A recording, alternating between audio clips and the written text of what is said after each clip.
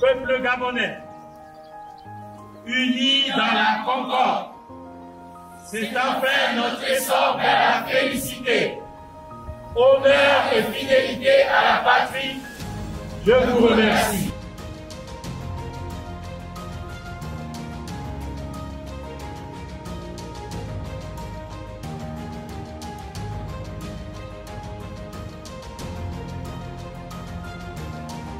Il faut retenir de cette salle,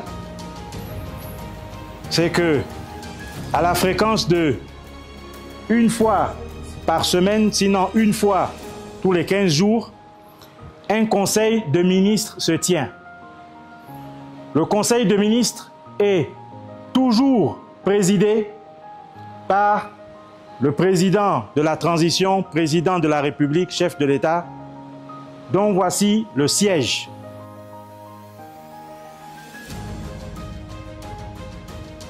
Vous avez 2 espaces dédiés aux réflexions profondes, si nécessaire, avant le Conseil des ministres. La petite salle de réunion que je vous ai montrée tout à l'heure et ce bureau. C'est des espaces dédiés uniquement et exclusivement au président de la République. Personne d'autre ne peut avoir accès à ces espaces si lui-même n'est pas là.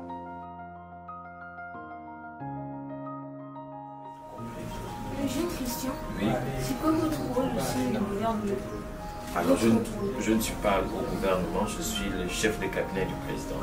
Mon rôle, c'est surtout de m'assurer de l'agenda du chef de l'État, mais en même temps, je suis disposé à accomplir un certain nombre d'actions et de missions qui dépendent directement de sa volonté auprès de n'importe quelle administration et n'importe quelle institution. C'est un peu beaucoup. Elle a toujours voulu, elle veut servir son pays du côté des hommes en uniforme. On applaudit pour elle. Il faut toujours avoir le souci des plus petits. Il faut toujours avoir le souci des plus faibles. C'est comme ça, la solidarité commence par là. Et nous, dans l'armée, nous avons ce que nous appelons la fraternité d'armes. L'esprit de camaraderie, la solidarité, c'est l'entraide quotidienne. Et ce sont ces valeurs qui nous animent en permanence. Donc, les plus petits, toujours devant pour qu'ils puissent voir. Et quand vous remarquez dans le groupe qu'il y a quelqu'un qui paraît plus faible que les autres, eh bien c'est à lui qu'on accorde toute l'attention parce que tout comme nous, il doit arriver.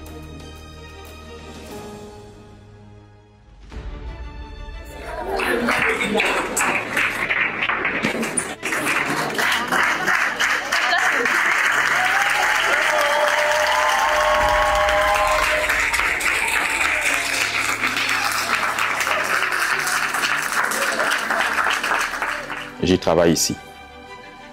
Qu'est-ce qui nous a amené à occuper ce bureau? Comme disait le capitaine Rollins, lorsqu'un peuple se sent opprimé et par la complicité des juges, il revient à l'armée de lui rendre sa dignité. Et les 14 ans que nous avons passés, votre dignité a été bafouée. Et c'est ce qui a amené les militaires que nous sommes ici présents à sortir des casernes pour réaliser ce coup de la libération pour vous. Ce coup de la libération, nous l'avons fait avec beaucoup de courage. On a risqué nos vies.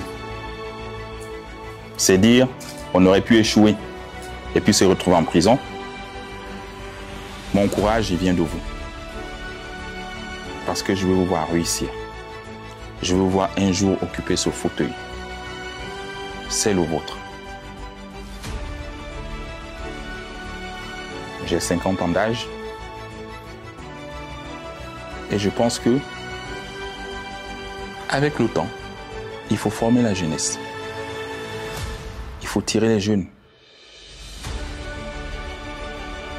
Parce qu'on ne peut pas construire le Gabon de demain sans vous.